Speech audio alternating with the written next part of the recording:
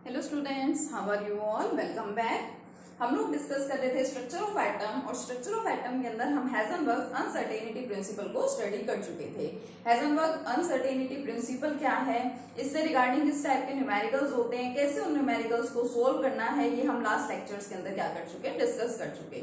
आज हम स्टार्ट करने वाले हैं next topic, that is the quantum mechanical model of atom. बहुत ज्यादा इंपॉर्टेंट टॉपिक है ये, देखा जाए तो। देखिए क्या है कि मैंने आपसे एक बार डिस्कशन किया था अबाउट क्लासिकल मैकेनिक्स, और जिसको क्लासिक मैकेनिक्स भी बोल देते हैं। एक होती है हमारे पास क्लासिकल मैकेनिक्स और एक है क्वांटम मैकेनिक्स। उसी के नेम के बेस पे ये हमारे मॉडल्स है, quantum mechanical model of atom, ये मैंने आपको बताया था। तो जो हमारी क्लासिकल मैकेनिक्स है, that classical mechanics deals only with the macroscopic objects और मैक्रोस्कोपिक पार्टिकल्स। जो क्लासिकल मैकेनिक्स है वो क्या करती है, वो सिर्फ मैक्रोस्कोपिक यानी लार्ज साइज के पार्टिकल्स को इजीली एक्सप्लेन करती है, मींस उनसे रिलेटेड फिनोमेना को एक्सप्लेन करती है। लेकिन जो क्वांटम मैकेनिक्स है, it deals with the microscopic objects और माइक्रोस्कोपिक पार्टिकल्स, मींस हमारे लिए बहुत ज्यादा इंपॉर्टेंस रखती है क्वांटम मैकेनिक्स, क्योंकि we are discussing about the sub atomic particles, we are discussing about the fundamental particles, जो बहुत ज्यादा स्मॉल है, बहुत स्मॉल साइज इनका है, means they are microscopic particles. और उसके लिए अगर हम कुछ फिनोमिनास को स्टडी करना चाह रहे हैं तो क्लासिकल मैकेनिक्स उन फिनोमिनास को एक्सप्लेन नहीं कर पाती है, तो हमें एक नई ब्रांच की जरूरत थी, और वही नई ब्रांच क्या होती है, क्वांटम मैकेनिक्स होती है। इसी के अंदर हम quantum mechanical models of atom को स्टडी करते हैं। ठीक है, काफी ज्यादा इंपॉर्टेंट ब्रांच है। और ये जो क्वांटम मैकेनिक्स है, ये दोनों मींस के ड्यूअल नेचर को भी कंसीडर करती है। अभी तक हम लोग बात कर रहे थे ड्यूअल नेचर, जिसको प्रूव करने के लिए अलग अलग तरीकों से अलग अलग एक्सपेरिमेंट्स किए गए। तो ड्यूअल नेचर का मतलब particle as well as wave nature. Dual nature represent the particle as well as wave nature. ठीक है, तो जो हमारे क्वांटम मैकेनिक्स है, it is applicable to microscopic particles and also it deals with the dual nature। dual nature की भी explanation बहुत easily दे देती है क्वांटम मैकेनिक्स। ठीक है, और जो क्वांटम मैकेनिक्स है, this quantum mechanics was developed by Erwin Schrodinger. Erwin Schrodinger थे जिन्होंने 1926 के अंदर क्या किया था, क्वांटम मैकेनिक्स को डेवलप किया था। इन्होंने क्वांटम मैकेनिक्स की एक्सप्लेनेशन दी थी। ठीक है, डिस्कवरी एक तरह से बोल सकते हैं आप, डिस्कवरी की थी। और इन्होंने एक बहुत ज्यादा इंपॉर्टेंट इक्वेशन भी दी, and that equation is known as the heart of quantum mechanics. उस इक्वेशन को क्या बोला जाता है, हार्ट बोला जाता है क्वांटम मैकेनिक्स का। और क्योंकि स्क्रोडिंगर ने वो इक्वेशन दी थी, और किसके लिए दी थी, इलेक्ट्रॉन की वेव नेचर की एक्सप्लेनेशन के लिए उन्होंने ये इक्वेशन दी थी। So this equation is known as the Schrodinger wave equation.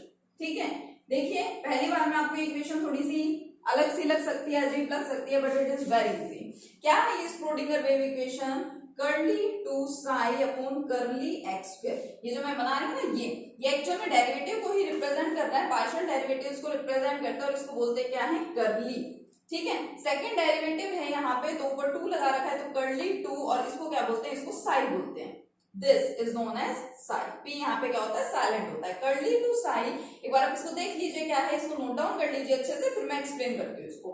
Curly 2 psi upon curly X square plus curly 2 psi upon curly Y square plus curly 2 psi upon curly Z square plus 8 pi square M upon H square e minus v psi equal to 0. This equation is known as the Schrodinger wave equation, which is actually the heart of the quantum mechanics.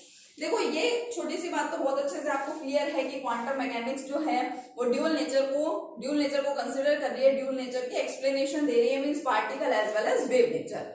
तो wave nature को explain करने के लिए सबसे पहले तो जो quantum mechanics है एक्चुअल में डेवलप एरविन स्क्रोडिंगर ने ही की थी 1926 में। और इन्होंने क्या किया, इन्होंने इलेक्ट्रॉन के वेव मोशन को शो करने के लिए इनके अकॉर्डिंगली जो इलेक्ट्रॉन है वो क्या करता है, देखिए इट इज न्यूक्लियस, ये न्यूक्लियस है। और अभी तक हमने ये पढ़ा है बोर्ड्स मॉडल ऑफ एटम में, हमने पढ़ा था कि ये सेंटर में कौन है, न्यूक्लियस है, और इसके चारों तरफ फिक्स्ड सर्कुलर पाथ के अंदर इलेक्ट्रॉन क्या करता है, रिवॉल्व करता है। ठीक है, जिस फिक्स्ड सर्कुलर पाथ को क्या बोला गया था, ऑर्बिट बोला गया था, ये आपको पता है, उसको शेल भी बोला जाता है। ठीक है, तो देखो इनके अकॉर्डिंगली, स्क्रोडिंगर के अकॉर्डिंगली क्या था कि जो इलेक्ट्रॉन है इलेक्ट्रॉन क्या करता है, न्यूक्लियस के अराउंड जो मूवमेंट शो कर रहा है, जो मोशन शो करता है, वो 3 डायमेंशनल मोशन होता है और एक्चुअल में वेव मोशन उन्होंने उसको कंसिडर किया और इस इलेक्ट्रॉन के वेव मोशन के लिए उन्होंने एक इक्वेशन दी थी which is very much important equation and it is known as the heart of the quantum mechanics and this equation was given by Schrodinger, so this equation is also known as the Schrodinger wave equation. Equation को हम क्या बोलते हैं, Schrodinger wave equation बोलते हैं। क्या है ये इक्वेशन, देखो करली 2 psi upon curly x square. अब इसको क्या बोलते हैं, इसको करली बोलते हैं, ठीक है, जैसे सिंपल सी बात है, इसको ए बोलते हैं आप, ठीक है, इसको लैम्डा बोलते हैं आप, तो मींस वर्ड्स गिवन है, ठीक है, कि इसको ये बोला जाता है, इसी तरह से इसको क्या बोलते हैं, करली बोलते हैं and it represents the derivative. इसको रिप्रेजेंट करते हैं करली, डेरिवेटिव को रिप्रेजेंट करता है, ठीक है। 2 और ये जो बना रखा है इसको बोलते हैं साई, इसके अंदर जो पी है, पी क्या होता है, साइलेंट होता है, क्या है, साई। करली 2 psi upon curly x square means Sai का क्या करना है, डेरिवेटिव करना है, 2 डेरिवेटिव्स करने हैं। जैसे अब जो बायो के स्टूडेंट्स हैं उनको यहाँ पे घबराने की जरूरत नहीं है, मेडिकल के स्टूडेंट्स हैं उनको यहाँ घबराने की जरूरत नहीं है, डेरिवेटिव्स वगैरह कुछ नहीं आने वाला। और यहाँ हमें बेसिकली इस इक्वेशन को सोल्व भी नहीं करना होता है, ये बहुत ज्यादा कॉम्प्लेक्स और कॉम्प्लिकेटेड इक्वेशन है और ज्यादा हायर लेवल पे आप लोग स्टडी करते हैं, ग्रेजुएशन पोस्ट ग्रेजुएशन, उसके अंदर इससे रिलेटेड फिनोमेना को आप लोग पढ़ते हैं। यहाँ पे जस्ट आपके पास सिंपल से इक्वेशन है, इस इक्वेशन को you have to mug up this equation और एग्जाम में 1 मार्क के अंदर डायरेक्टली आपसे बोला जाता है कि right the Schrodinger wave equation. आपको ये इक्वेशन लिखनी है और इसके अंदर जो जो चीजें यूज हो रही हैं, जो जो वर्ड्स, जो जो भी चीजें मेंशन है, इनके मीनिंग्स आपको अच्छे से यहाँ पे पता होने चाहिए, दैट्स इट। ओके, तो देखो अगर आप कहीं पे डेरिवेटिव करते हैं, क्योंकि 10th क्लास तक तो आप लोगों ने भी थोड़ा सा पढ़ा है डेरिवेटिव के बारे में, मैथमेटिक्स के बारे में आप लोगों को भी पता है। सपोज यहाँ पे मैंने लिख दिया d/dx ऑफ 2x स्क्वायर, यानी 2x स्क्वायर का आपको क्या करना है, डेरिवेटिव करना है। और अगर मैं इस पे लिख दूं 2 ऊपर, यहाँ पे भी यानी 2 बार आपको उसका डेरिवेटिव करना है, तो ये वही रिप्रेजेंट करता है। ऊपर 2 लगा रखा है means it is representing the second derivative, यानी आपको डेरिवेटिव करना है, सेकंड डेरिवेटिव करना है, 2 बार डेरिवेटिव करना है, डिफरेंशिएशन करना है with respect to X axis. X axis के रिस्पेक्ट में आपको क्या करना है, यहाँ पे डेरिवेटिव करना है। और ये जो साई है, this Sai represents the amplitude of wave. जो हम लोग वेव के बारे में स्टडी करते हैं, वेव की कैरेक्टरिस्टिक्स हम लोग स्टडी करते थे, आपको पता है वेव का एम्पलीट्यूड भी होता है ना। तो ये जो साई है, this Sai represents the amplitude of wave. Wave के एम्पलीट्यूड को साई क्या कर रहा है, रिप्रेजेंट कर रहा है। मींस आपके पास कोई वेव है, उसके एम्पलीट्यूड का आपको डबल डेरिवेटिव करना है with respect to X axis here. Plus same यहाँ पे क्या है, ये एम्पलीट्यूड ऑफ वेव, इसका आपको 2 डेरिवेटिव्स करने हैं with respect to axis y, यहाँ पे भी डेरिवेटिव होगा with respect to axis z। Okay, 8 pi square constant terms, h यहाँ पे क्या है, कांस्टेंट है, we know very well it is our Planck's constant. क्या है ये कांस्टेंट, प्लैंक्स कांस्टेंट है, ठीक है। m का मतलब क्या है, मास, और मास किसका, इलेक्ट्रॉन का, क्योंकि इसको देखो मैंने क्या लिखा है, ये इलेक्ट्रॉन के वेव मोशन के लिए इक्वेशन है। So small m represents here the mass of the electron. Capital E, what capital E represents now? Now capital E represents the total energy of the electron. Electron के पास जो total energy है, ठीक है, आपको पता है कोई आपके पास ऑब्जेक्ट है, कोई पार्टिकल है, वो मोशन में है, मूव कर रहा है, तो उसके साथ जो एनर्जी एसोसिएटेड होती है that is known as the kinetic energy, ठीक है। काइनेटिक एनर्जी के साथ उसकी एक और टाइप की एनर्जी भी होती है दैट इज पोटेंशियल एनर्जी, और बहुत सारी टाइप ऑफ एनर्जीज होती हैं देखा जाए तो। और आप जब सभी का सम कर लेते हैं, टोटल फाइंड कर लेते हैं, तो वो क्या हो जाती है, total energy. So capital E represents here the total energy of the electron and V represents the potential energy. V क्या है, कैपिटल V यहाँ पे रिप्रेजेंट कर रहा है पोटेंशियल एनर्जी को, और साइन फिर दोबारा से वही क्या है, ये एम्पलीट्यूड ऑफ वेव, ठीक है। तो ये सिंपल सा बेसिक सा कंसेप्ट है हमारे quantum mechanical model of atom के लिए, जिन चीजों की हमें यहाँ पे जरूरत पड़ेगी, ठीक है। बेसिकली दिस इक्वेशन, स्पेशली इस इक्वेशन को आप बहुत अच्छे से याद कीजिए, क्या इक्वेशन है ये, ठीक है, इसको नोट डाउन करो अच्छे से। क्या है स्क्रोडिंगर वेव इक्वेशन, 1 नंबर में आप लोगों से पूछा जाता है and you have to mention this equation. क्या है इक्वेशन, लिखो curly 2 psi upon curly x square plus curly 2 psi upon curly y square plus curly 2 psi upon curly z square. यहां तक हो गए, plus 8 pi square M upon x square, और bracket में लगा दो E minus v psi equal to 0, ठीक है। क्या है, बहुत इंपॉर्टेंट इक्वेशन है विच is known as the Schrodinger wave equation. देख लो मैं वापस से लिख रही हूं यहाँ पे, Schrodinger wave equation, which is very much important. Curly 2 psi upon curly x square plus curly 2 psi upon curly y square plus curly 2 psi upon curly z square plus 8 pi square m upon x square capital E minus V psi equal to 0. ठीक है, x y z क्या है, axis है. curly 2 represents the second derivative. psi here represents the amplitude of wave, wave का amplitude. ठीक है, because we are considering the wave nature here. 8 pi square constant small m. What small m represents now? Small m represents the mass of the electron. Small h, it is a constant which is Planck's constant. Capital E means total energy of electron, electron की total energy. Capital V means potential energy of electron, electron की potential energy. सारी terms आपको अच्छे से यहाँ पे clear होनी चाहिए. ठीक है, अब क्या करते हैं, इस इक्वेशन को सोल्व भी किया जाता है. अब जैसे आपने देखा लाइन स्पेक्ट्रा हम लोगों ने स्टडी किया था, तो जो लाइन स्पेक्ट्रा है वो मल्टी इलेक्ट्रॉन एटम के लिए एक्सप्लेन नहीं किया गया. ठीक है, एक्सप्लेनेशन नहीं दी गई थी वहां पे मल्टी इलेक्ट्रॉन एटम के लिए. मींस ऐसा एटम जिसके अंदर एक से ज्यादा इलेक्ट्रॉन प्रेजेंट है. मींस हाइड्रोजन के लिए वो फिनोमिना स्टडी किया गया था.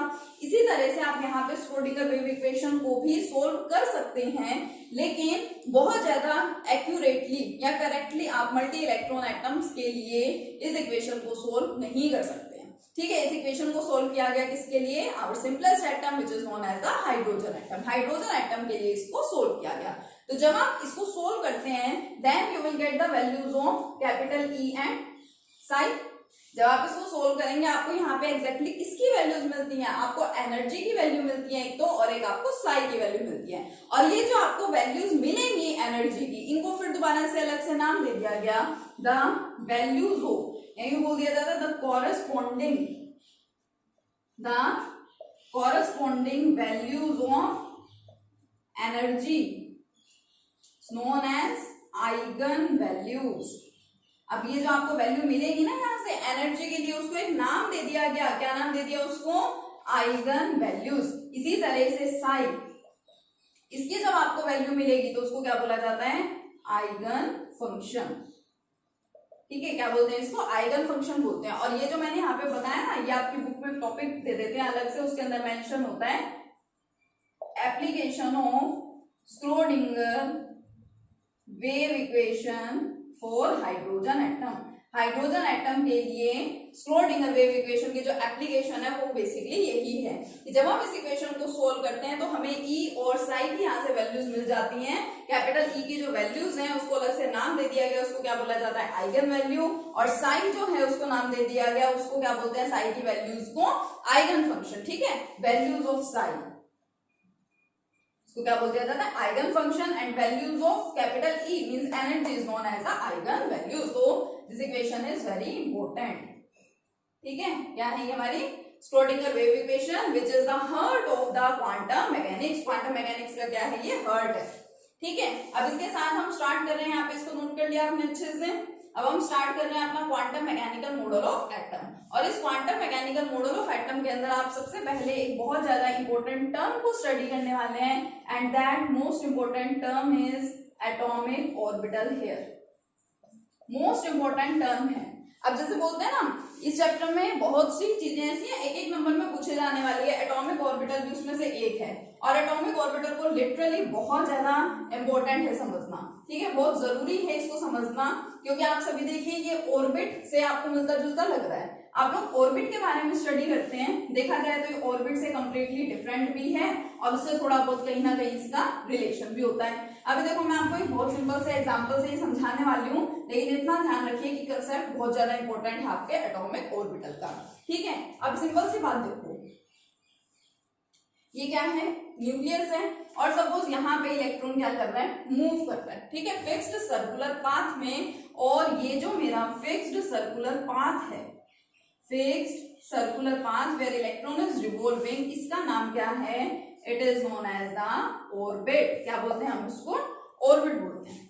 अब देखो, क्योंकि इलेक्ट्रॉन पे क्या है, नेगेटिव चार्ज है, और यहाँ कौन है, न्यूक्लियस। न्यूक्लियस पे कैसा चार्ज होता है, पॉजिटिव चार्ज, क्योंकि न्यूक्लियस में कौन होते हैं, protons and neutrons. Neutrons and neutron, neutrons पे तो कोई चार्ज नहीं है, बट प्रोटॉन्स पे तो पॉजिटिव चार्ज होता है। तो ओवरऑल हमारे न्यूक्लियस पे यहाँ पे कैसा चार्ज है, हम क्या बोलते हैं, पॉजिटिव चार्ज है। ठीक है, तो देखो इलेक्ट्रॉन क्योंकि यहाँ पे क्या कर रहा है, रिवॉल्व करता है।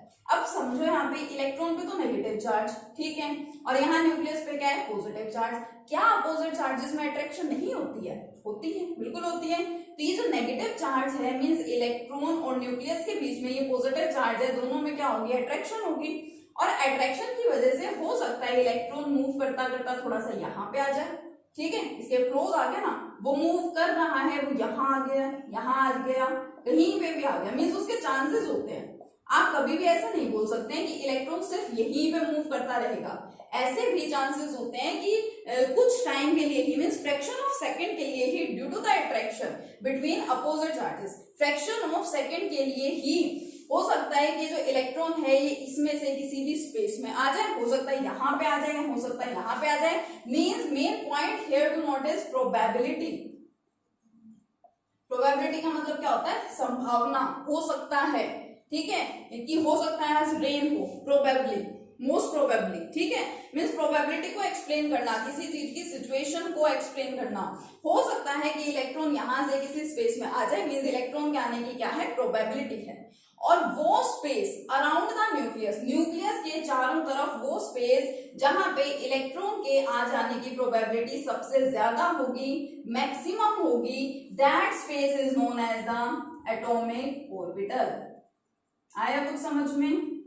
देखो इलेक्ट्रॉन जो है वो यहाँ पे क्या कर रहा है, रिवॉल्व कर रहा है। ये चीज तो पहले बता दी गई, बोर्ड ने अपने मॉडल के अंदर ये बता दिया गया। अब देखो कुछ स्टूडेंट्स के माइंड में ये भी आता है कि ये वाली बात गलत बताई इस साइंटिस्ट की, नहीं, जो भी है, मान लो थॉमसन मॉडल पढ़ा है या रदरफोर्ड मॉडल पढ़ा है या हम और कुछ भी स्टडी करते हैं, तो आपके माइंड में आता है कि उस साइंटिस्ट ने तो ये बात गलत बताई थी, तो हम इसको चेंज करके लिख देते हैं। अभी एग्जैक्टली क्या है आपको वो अच्छे से पता है, तो आप इसको चेंज करके लिख देते हैं। लेकिन नहीं, जिस साइंटिस्ट ने हमें जो बात जिस मॉडल रिगार्डिंग बताई थी, हमें उसको एज इट इज ही स्टडी करना पड़ता है। ठीक है, उसी में हम उसकी लिमिटेशंस भी देखते हैं कि इस साइंटिस्ट के इस मॉडल की ये लिमिटेशन थी, तो वहां मेन मॉडल के अंदर हम लोग इस चीज को चेंज नहीं कर सकते। बोर मॉडल की भी आपने देखा लिमिटेशंस थी, लेकिन क्या हम उस मॉडल को ही चेंज कर दे? नहीं, हम उस मॉडल को चेंज नहीं कर सकते। जो बोर्ड ने बताया था एटम के बारे में, वो हमें उनके मॉडल में एज इट इज मेंशन करना पड़ता है। ठीक है, तो वहां पे क्या पता चला हमें कि जो इलेक्ट्रॉन है वो फिक्स्ड सर्कुलर पाथ में मूव करता रहता है। ठीक है, उसको फिक्स सर्कुलर पाथ को क्या बोला जाता है, ऑर्बिट बोला जाता है। लेकिन फिर बाद में ये पता लगा कि क्योंकि यहाँ पे नेगेटिव चार्ज है और न्यूक्लियस पे पॉजिटिव चार्ज है, तो ड्यू टू अट्रैक्शन प्रोबेबिलिटी है इलेक्ट्रॉन के यहाँ पे कहीं पे भी आ जाने की। तो सबसे ज्यादा प्रोबेबिलिटी जहां पे है, मैक्सिमम प्रोबेबिलिटी जहां पे होगी, that particular space is known as the atomic orbital. क्या है एटॉमिक ऑर्बिटल? देखिए, it is the 3 dimensional space, 3D space की बात हो रही है यहाँ पे। It is the 3D space around the nucleus. ठीक है, या सिंपली भी बोल देते हैं, it is the space around the nucleus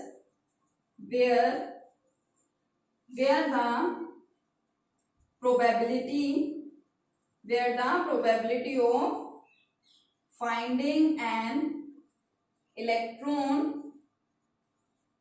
is maximum, जहां पे उस इलेक्ट्रॉन को फाइंड करने की प्रोबेबिलिटी सबसे ज्यादा हो, that space is known as the atomic orbital. मान लो मैं आपको कह रही हूं कि इलेक्ट्रॉन के फाइंड करने की सबसे ज्यादा प्रोबेबिलिटी कहां पे है, यहां पे है, तो मैं इस पॉइंट को क्या बोलूंगी, it is the atomic orbital. मान लो मैं कहूंगी सबसे ज्यादा इलेक्ट्रॉन को फाइंड करने की प्रोबेबिलिटी यहां पे है, तो ये क्या है, एटॉमिक ऑर्बिटल है, क्योंकि एटम की बात कर रहे हैं, एटम के अंदर ही प्रेजेंट है, तो इसलिए इसको क्या बोला जाता है, एटॉमिक ऑर्बिटल बोला जाता है। और ये देखो इतना सारा स्पेस तो है ना, इतना सारा रीजन तो है जहां पे प्रोबेबिलिटी हो सकती है।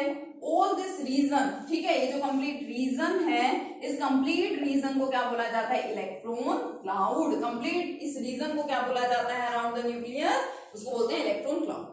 अब वो स्पेस जहां पे इलेक्ट्रॉन को फाइंड करने की प्रोबेबिलिटी मैक्सिमम है, वो तो है एटॉमिक ऑर्बिटल। और ये जो कंप्लीट रीजन है, कंप्लीट स्पेस है अराउंड द न्यूक्लियस, उसे क्या बोला जाता है, उसे बोला जाता है इलेक्ट्रॉन क्लाउड। तो बेसिकली देखो दोनों एक दूसरे से थोड़े बहुत रिलेटेड भी हैं, और देखा जाए तो दोनों एक दूसरे से कंप्लीटली डिफरेंट भी हैं। कौन दोनों, किस दोनों की बात कर रही हूं मैं, ऑर्बिटल और ऑर्बिट की बात कर रही हूँ। तो हमारा जो quantum mechanical model of atom है, इस quantum mechanical model of atom का जो स्टार्टिंग पॉइंट है वो यही है हमारा, क्या है, एटॉमिक ऑर्बिटल। ठीक है, इस कंसेप्ट को आपको यहाँ पे सबसे अच्छे से समझना है। और ऑर्बिट और ऑर्बिटल में एक डिफरेंस तो आपको यहाँ पे दिख ही रहा है, और भी काफी सारे डिफरेंसेस होते हैं। ठीक है, तो चलिए नोट डाउन करिए differences between orbit and orbital. देखिए differences between orbit and orbital. First difference की एक तो हम उन्हें जिस तरीके से डिफाइन करते हैं वही डिफरेंस है सबसे बड़ा उनके बीच में।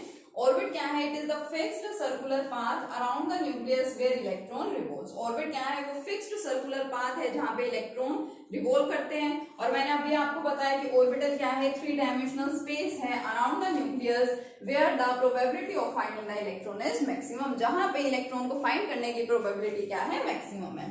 ठीक है, नेक्स्ट देखिए, it represents the planar motion of electron around the nucleus. जो ऑर्बिट है वो प्लेनर मोशन की बात करता है, मींस जो इलेक्ट्रॉन है वो एक प्लेन के अंदर ही तो रिवॉल्व कर रहा है, लेकिन जो ऑर्बिटल है वो देखिए वो 3D मोशन की बात करता है। ठीक है, वो प्लेनर मोशन की बात नहीं कर रहा है, 3D मोशन की बात कर रहा है। ऑर्बिट्स जो है वो सारे के सारे सर्कुलर होते हैं, हम यही बोलते हैं कि फिक्स्ड सर्कुलर पाथ जहां पे इलेक्ट्रॉन रिवॉल्व करता है वो ऑर्बिट है। इट मीन सारे ऑर्बिट्स क्या है, सर्कुलर होते हैं। आप बात कर लीजिए कि फर्स्ट ऑर्बिट है, सेकंड है, थर्ड है, सब आपको क्या मिलेंगे, सर्कुलर मिलेंगे। लेकिन डिफरेंट ऑर्बिटल्स की डिफरेंट शेप्स होती है, यही इस यूनिट में आप आगे स्टडी करेंगे नेक्स्ट लेक्चर्स के अंदर। डिफरेंट ऑर्बिटल्स होते हैं हमारे पास, s orbital, p orbital, d orbital, f orbital and so s p d f orbitals. और इन सभी ऑर्बिटल्स की शेप क्या होती है, डिफरेंट होती है। एस ऑर्बिटल की स्फेरिकल शेप होती है, इसकी डम्बल शेप है, मींस अलग अलग ऑर्बिटल्स की अलग अलग शेप्स होती है। ठीक है, आने वाले लेक्चर्स में हम इनके बारे में भी स्टडी करेंगे, types of orbitals and their shapes. ठीक है, the concept of an orbit is not in accordance with wave character of electron. जब हम ऑर्बिट के कंसेप्ट की बात करते हैं तो वहां पे वेव कैरेक्टर के बारे में कुछ भी हम स्टडी नहीं करते हैं, लेकिन ये जो ऑर्बिटल है क्योंकि ये 3D मोशन को भी एक्सप्लेन कर रहा है, so this concept of orbital is in accordance with wave character of electron. Electron के वेव कैरेक्टर के अकॉर्डेंस में है, मींस ये वेव कैरेक्टर को क्या कर रहा है, एक्सप्लेन कर देता है। ठीक है, अब देखो 4 पॉइंट हो गए। नेक्स्ट पॉइंट, फिफ्थ डिफरेंसेस होते हैं इसमें। वैसे तो आप चाहें तो कितने भी डिफरेंसेस लिख सकते हैं, बट जो हम बात कर रहे हैं मेन डिफरेंसेस की। ठीक है, तो आप लोग देखो 9th क्लास में आप लोग स्ट्रक्चर ऑफ एटम पढ़ते हैं, 9th क्लास में आपने सारे मॉडल्स वगैरह पढ़े हुए हैं थोड़े बहुत, तो आप स्टडी करते थे 2n², पढ़ते थे ना आप 2n² लाइक कुछ रिलेटेड कुछ। 2n² क्या है, अगर आपको maximum number of electrons find करने हैं एक ऑर्बिट में, आप पता लगाना चाह रहे हैं कि फर्स्ट ऑर्बिट में कितने इलेक्ट्रॉन्स आ सकते हैं, तो आप क्या कीजिए, स्मॉल n रिप्रेजेंट किसको करता है, ऑर्बिट को, नंबर ऑफ ऑर्बिट को।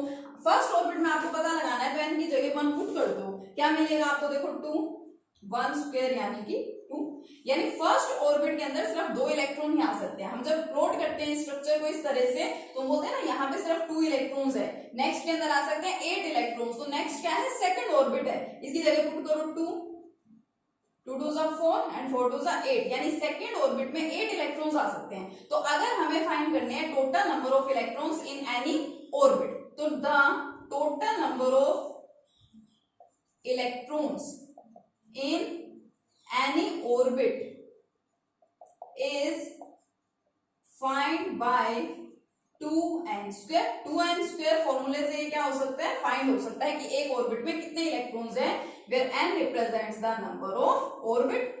और अगर हम ऑर्बिटल में फाइंड करना चाहें कि ऑर्बिटल में कितने इलेक्ट्रॉन होते हैं, तो ऐसा कुछ फॉर्मूला नहीं है, हर एक ऑर्बिटल के अंदर सिर्फ 2 इलेक्ट्रॉन ही आ सकते हैं। An orbital can accommodate only 2 electrons। ठीक है, तो the number of electrons in every orbital, ठीक है, हर एक ऑर्बिटल के अंदर नंबर ऑफ इलेक्ट्रॉन्स, कितने इलेक्ट्रॉन्स आ सकते हैं, ओनली 2। तो ये सिंपल सा कंसेप्ट था। देखिए मैंने आपको यहाँ पे क्वांटम मैकेनिक्स का इंट्रोडक्शन दिया, स्क्रोडिंगर वेव इक्वेशन बताए, एटॉमिक ऑर्बिटल का कंसेप्ट हमने यहाँ पे इंट्रोड्यूस किया, और साथ ही में हमने ऑर्बिट और ऑर्बिटल के बीच में डिफरेंसेस को भी देखा। काफी इंपॉर्टेंट टॉपिक यहाँ से स्टार्ट हो चुका है, इसको थोड़ा अच्छे से स्टडी कीजिएगा। नेक्स्ट लेक्चर में कंटिन्यू करेंगे अपने नेक्स्ट टॉपिक के साथ। Thank you.